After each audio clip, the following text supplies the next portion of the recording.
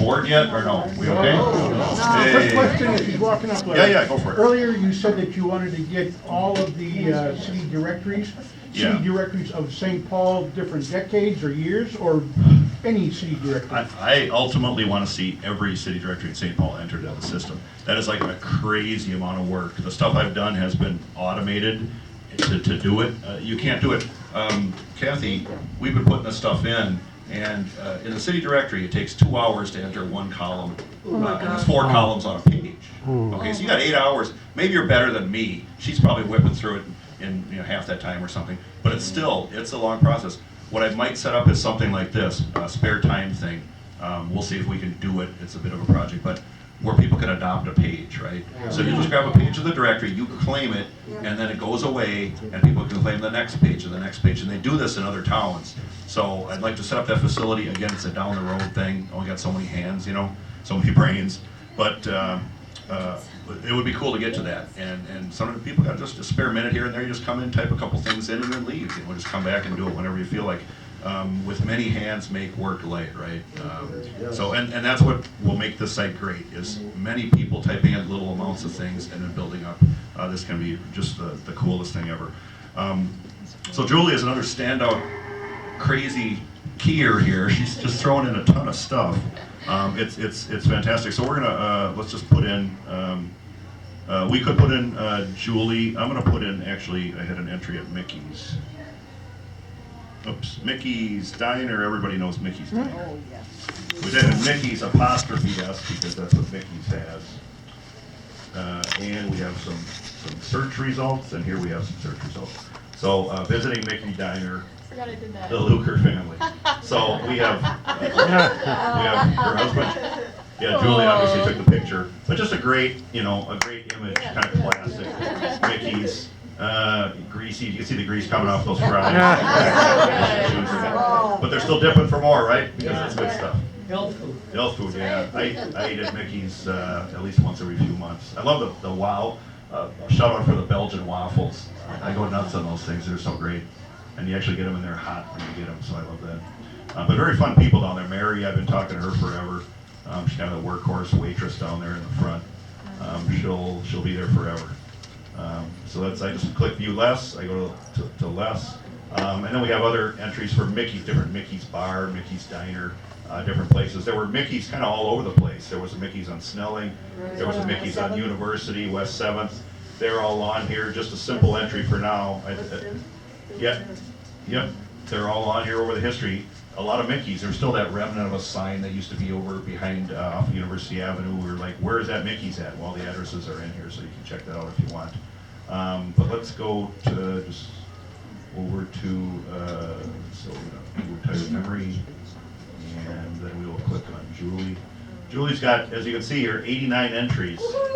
89 entries. Shooting for Amazing. 100. Sure, she's not retired, she doesn't nap all day. Wake up in time. So this is, I clicked on Julie's name, okay, and went to Julie's personal page. And Julie's personal page, I call it my page. It's just kind of the page you inherit. And at the top of the page, you can put stuff about you. In the text box here, you can say, hey, here's what I'm about, or here's something prominent in my life, or just, I enjoy my day. Whatever speaks to you, you can put a little thing on top. Eventually, we'll probably have wallpaper and you put kids' photos, whatever you want to put on. Not yet. We're trying to make this thing slow as we go. So the map of Julie's memories is all shown on the map. So if you went to Paris on a honeymoon or went to Duluth on a honeymoon, whatever, eventually all the pins will be for your memories, right? So it's the most recent one. Visiting Mickey's Diner was the most recent. She's posted 2014, and then we go back. So this is a great one. My husband and I had our wedding reception here. It was called the Bluffs of Mendota. So let's go to that memory, because I'm wondering, what is the Bluffs of Mendota? And she knows. And I see 801 Sibley, and so it's still getting there. 801 Sibley Memorial Highway. And does anybody who thinks they know but isn't positive shout out the name of the place? Anybody know? I know. Maybe I'll zoom out a little bit, it will make a little bit of sense. Yes, exactly. Class reunions there. Right, yep. So, they had their wedding reception there, hopefully we'll get some pictures in there eventually. I should Yeah, put some. throw Yep. some in there, yeah, because it's cool to see the insides of buildings, right? You always see places you remember, you know, that's the way I remember it, right? So post up a photo or two. So we got some other, comedian Maury Amsterdam performed here in July of 1970. I'm sorry, July 30th of 1978, he was there performing. And so there's some little performance things there. Marianne Rowe has performed, I never heard of her, you guys might. Okay, so we have a few there. And then here was a fun photo we got. The Diamond Gym Girls, when it was the Sweets they were called? The swings. The Swing, there's the Diamond Gym Girls. The old I railing never stuff. got to see them. Never- There they are. My parents would, no, we're not stopping in there. Here's your chance to see the Diamond Gym Girls. That stairway's still there. I've been there a number of times. They have comedy there. It's Joke Joint now. Yep. So they have stand-up comedy there a number of nights a week. So that's all there. Yep. So kind of a cool thing. So that's that. Let me give that to you. Just tell people a little bit about maybe just the process, or did you find complications or easy or what? Well, I guess initially when he posted information about getting onto Lyfmap, I jumped at it because for me, I've always been into history, and this was something that I've actually thought about myself of, it would be nice visiting Old St. Paul's Facebook page and knowing where these places were that you guys are talking about, because I mean, I'm not as familiar with the older buildings. I'm familiar with my childhood, and sometimes things change over the years. And so when you put up Lyfmap, I thought, wow, this is great because you can see a photograph and then you can see the location. And so I jumped on it and I wanted to do that right away.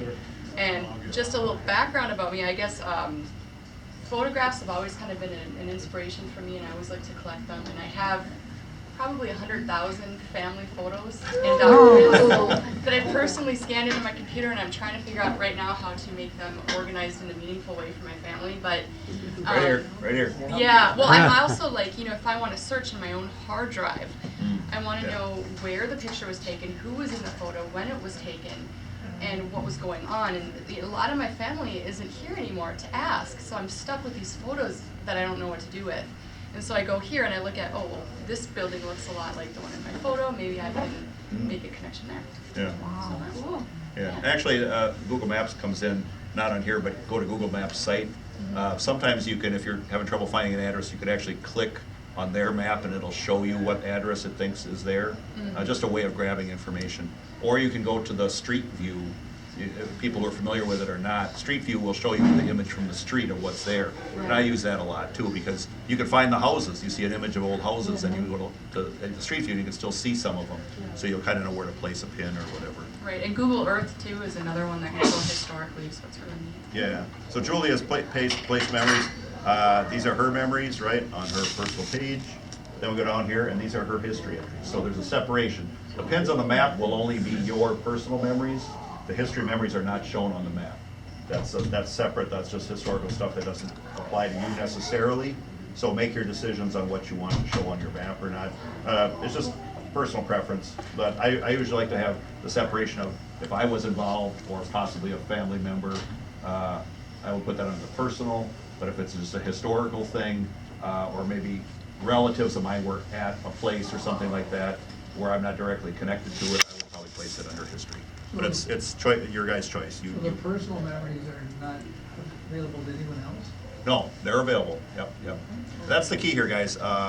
And some people are concerned about that, and I can greatly understand that. This is all history, right? If you're concerned about the history you're sharing with people, it's up to you whether to post or not. Lyfmap is all about life, right? It's about things that you're willing to share with people. It could be great memories, it could be bad memories. I'm not saying, I think people should post everything, because you may connect with people that say, hey, I had the same kind of thing, and you can connect with these people. So sharing opens a lot of doors, makes a lot of things very interesting in life. Keeping things, a history book is not pages stuck together, right? A history book is there available for people to use. People are concerned about privacy. There's anonymity in the crowd, right? The people that are ever going to find your entries are family members. They're people that find a connection to you, either through schools, through workplaces, or you share a bit of history that they shared, and they'll reach out to you and say, hey, I remember this place, did you used to work there too? Let's chat about it. So it's all up to you how connected you get, but putting stuff out there allows those connections, which is a lot cooler than having a closed door. So, Quick question. Yes. Again, how recent in history do you want Old St. Paul to okay, be? For the younger generation, it may be, Well, that's why I haven't put a lot of personal memories in there, actually, because I'm like, who cares about 1982? You know, that was my childhood, but not for many of you. So I'm going back and I'm doing older, like my parents and my grandparents, and their history for me, because they're not personal. right. But your kids are gonna care about next year. yeah. Yeah, right. Yeah. I'll get to it, That's but what I'm I more said. interested now in like sharing what's more common with the most people on the site. I'll get to my stuff later. I want to see like these punk hairdos and stuff from the 80s. No, that's personal and embarrassing. Embarrassing's fun, though, that's the point. Yeah, Gives so, everybody a laugh in the money. yeah. So, Larry, but, yeah, where are we going? Yep. one thing I think what you nicely built into that is if you put in like a 1960s memory, and then you go, oh, I remember there's one from 1930, you put it in, it layers Puts it it in the right spot? chronologically. Yes. Everything's, yes, yeah, I'm sorry, I You didn't can point go that out. back Yes. and do that, and it's like, it just keeps building. Yep, so let's use Julie's as an example. It's a timeline of that Yes. property or your Yep. life. Yes, so 2014 is her most recent entry, and as we go back, she's got 83, 80, 70s, 60s, 60s, 50s. Yeah, but you don't have to worry about putting it in order. You mean on the Yeah. site itself? Yeah. So Well, she just means in date, you don't have to start from the earliest and go. Oh. You put them in wherever they belong, at the dates they belong, it sorts it all. You don't sorts have to, it. no concern of you guys at all. Larry, So- is there going to be a limit, either in text or verbal? No limit. You can talk for an hour and throw it on there. And oral history, guys, is something that Lyfmap is, I'm promoting that personally to you, and I'll evangelize about that. People want to hear people's voices. You can make it short entries if you want. Consider throwing a few of those in, because it's saving your personal recollection, which is a lot of times more engaging than text. Or videos, if you have videos. Videos we save on YouTube. They're our workhorse because it costs a fortune to save videos. So they have them there, but you just take the link, you post it to YouTube, take the link, plug it in our site, it brings up a viewer. Actually, we're gonna go to that right now. So did I, no, I didn't do that. Let's type Bieza, my last name, and we'll do a search. Julie, thanks a lot. Give it up for Julie, the maximum poster. Okay, a couple of quick things on me. I know you guys I don't wanna take up a ton of your time here. So, let's see. So these are some entries that I was making, I think some historical entries. So I'm gonna hit just a couple.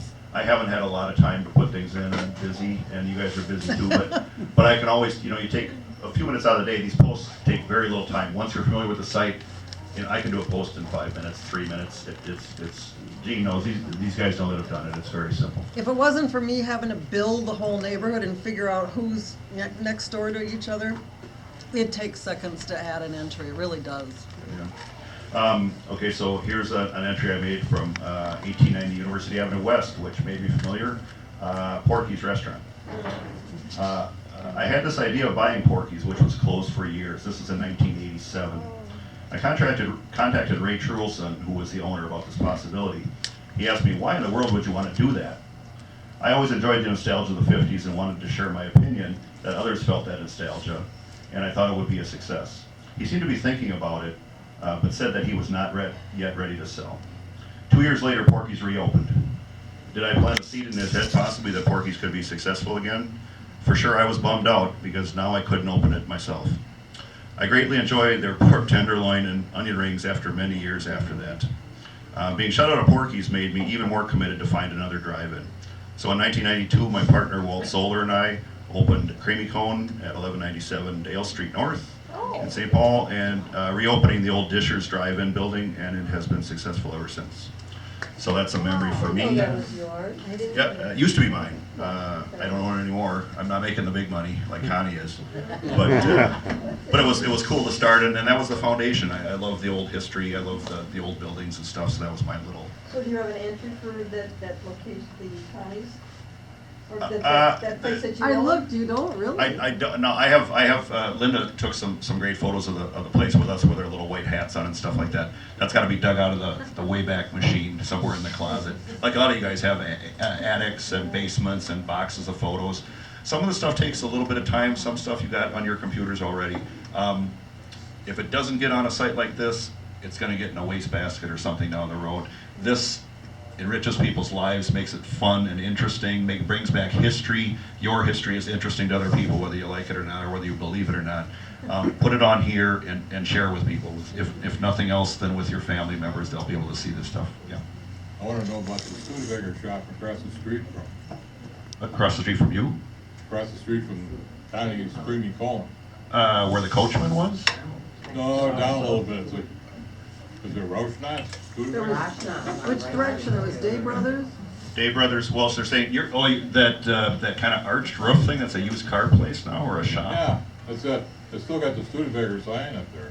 It does. Oh, really? That I recall. I know I saw I it. thought you were thinking of Cafe Latte, which has the Studebaker emblem on it. I don't know if people have noticed that or not, but that was a No, premium. I didn't know. TU.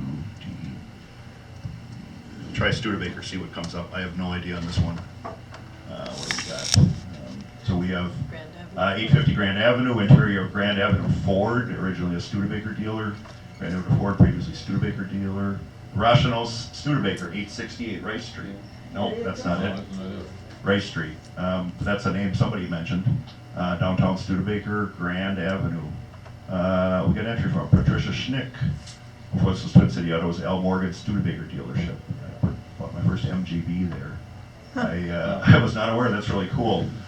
We have some photos here. This is Grand Avenue Ford came in later on, so this is the Grand Avenue dealership entity.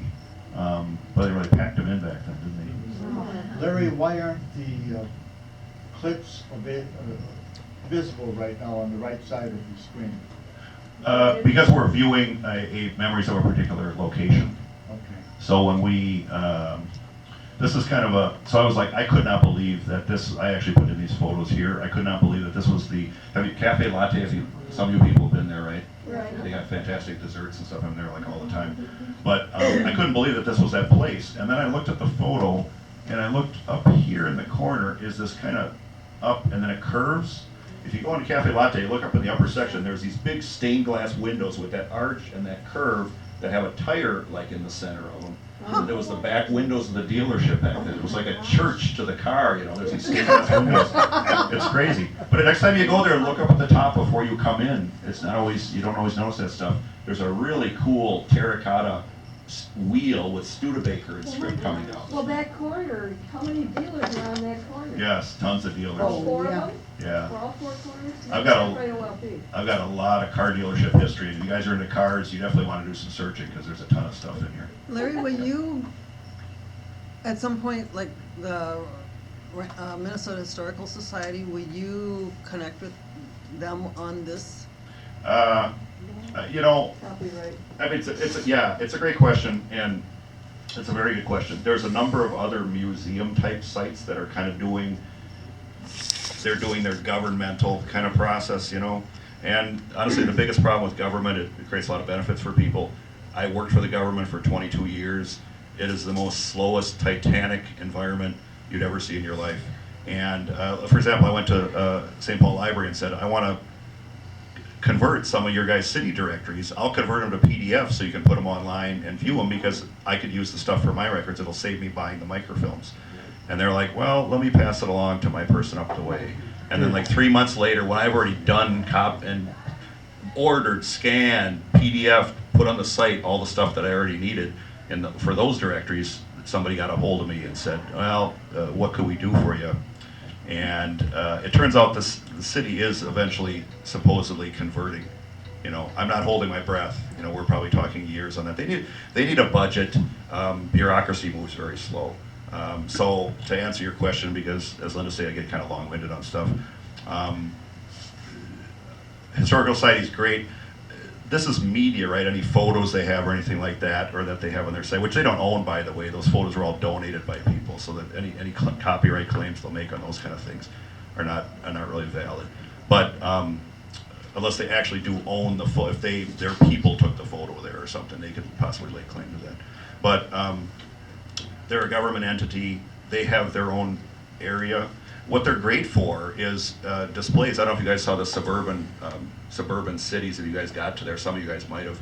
They did a thing on the suburban outreach in the cities back in the 50s, and they had a fantastic display. They had Linda and I went there. They had an old 50s kitchen in there, Oh, yeah. and they had an old car, an old Ford, and you could sit in, relive memories and stuff. And just Rondo Street, they covered some of the history. So it was a great display. So tactile things, physical things are what the Historical Society does. Information, photos, text, that kind of stuff, they're terrible for that. I mean, if you guys have gone down there, you don't want to go down there. It's like you'll sit there for hours and request a photo or request a document, and they pull them out of the stack from who knows where, Indiana Jones locker, right? And it's just time-consuming, ridiculous. This is the information age. That's one of the goals here, is to provide this information to people easy. You guys don't want to, be running down there all the time for this thing, and then neither do I, or neither does anyone. Or it won't be used. That's the reality. Stuff down there won't be used.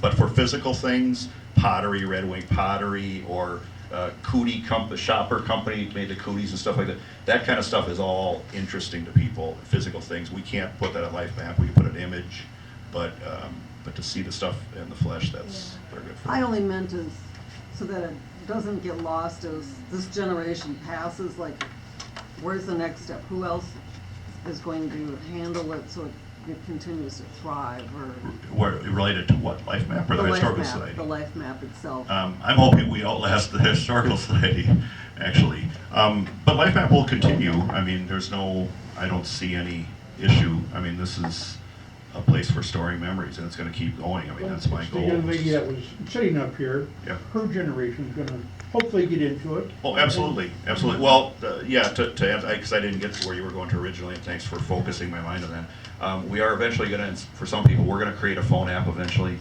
Okay, so it's going to be very easy to use. You have to swipe one way to take a photo, and that'll post it to the site automatically. You'll switch another way, you can enter text, but it'll automatically, by geolocating, put your photo where it belongs on the map, and then you can come in later on whenever you want and add additional information. So we'll create a very easy facility for that. Because some people, maybe not you guys, but some people in the beta test, and other people obviously are on phones. They want to enter things of the moment, or they want to enter things, whichever the photos they have from 10 years ago on their phone or something. So, yeah. Photo size, does the system resize it? Yeah, we keep Pixel struggling. size. We've struggled with that a lot, and it's a very good point. We can take a up to 10 meg image right now, which is like the size of a wall yeah, poster. that's It's huge. I think we have a 4,000 by 4,000 pixels, which is, again, extremely large. If you have some crazy large photo, it may not fit. You may have to resize it. And I've got a description of how to do that. It's not difficult. But we kept upping the size because people kept running into the roadblocks. But now it's so large, I can't see that would be a problem. We do resize it once they come into the site. Well, okay. Because it's too huge, we couldn't afford to 8 meg photos would be ridiculous. So Well, it's but they're nice. decent. You've seen the photos. Right, they're- and 10 meg is a pretty big, huge picture, like you said. Yeah. And that's nice for the future to be able to print from our memories or our documents, or maps, more specific with details on it. Yeah, well, the size we're using should be printable and should be good. If somebody wants to grab a photo out there and print it or something, it should be a pretty Can you decent. enlarge those on there? You're not there, Not not there. there. That's all these things add cost too, guys, so I gotta kind of watch that. Yeah. But we're covered on operations and stuff, that's not a concern. I throw too many things at one time. Eventually, we want to get investors to make sure this thing survives forever. But for now, I got a runway I can survive for the number of years with the budget we got. Because it's a pretty low price, some of the stuff is, the building it was somewhat expensive, but keeping it maintained is not terribly expensive, so. Larry, where yeah. are you storing this, and how big of a storage I was gonna ask if mainframe hard drive. Where's your cloud? I got a big garage. It's all sitting in there. Server computer. There's a web hosting service. In Motion Hosting's the name of the outfit. Actually, I was gonna go with Google, and they're not a good site for saving stuff right now. It's not worth talking about. They're very complicated. They're not user friendly, so we went with a user friendly thing. But they have data sites at multiple locations around the world. All the data's backed up. Every month or so, we'll be doing a backup of the entire site. So if they, for some reason, failed completely, we could reload everything back in there in short order. So we're going to maintain this thing. I mean, that's the goal. But a great point. We're getting close to wrapping up here. Well, they don't close at 2. What's that? They don't close until 2. Larry, I have 2 questions. You know, I'm going to tell these I know things, you don't guys, stay up and that late, when people are Roger. talking and gabbing. Hopefully, I made this interesting for you guys. But if people talk, and it's something, that's why I don't like lecture. That's why I wanted to bring people up. Did this format pretty good for you guys? Yes, perfect. Excellent. Yeah, Angela. Well, just a couple things. One, could we take a 5-minute break and come back for maybe a 15, 20-minute closure? Yeah. Bye-bye. Bye-bye. Do we want to try to break and come back, or should we just like power through a little bit? And we're almost done here. But I'm perfectly fine if you guys want to chat somewhere and ask questions. If you want to take a little break and come back, but I don't want to. I'm here as long as you guys want me to be here. So it's not. 2 questions, Larry. Yes. One, those are random pictures, right, on the side? Yeah. Those are the last 30 pictures entered within a 50-mile radius of your home location. All right. So mine is St. Paul, so within 50 It's miles. pot luck whether I want to pick one out and whatever. Yeah, if you see an interesting photo, you'll click on it. Let's see. Yeah, so it's just on a time frame. It just tracks All by. right. I've got an important question about oral history. Okay. Maybe many of you know about Mary Lyville Jensen, 93 years old with the memory of a 20-year-old, constantly posting about what it was like back in the 20s and 30s in St. Paul. Yeah. Is it easy to record? Because I really hope that somebody can persuade Mary to share her oral histories. I would love to connect me with her because Okay. I don't have a lot of time in the schedule, but I can work something in if All right. it's important. Is I would it love e- to have that. Is it easy to do oral? Yes, exactly. Yes. Self-explanatory like most of the other.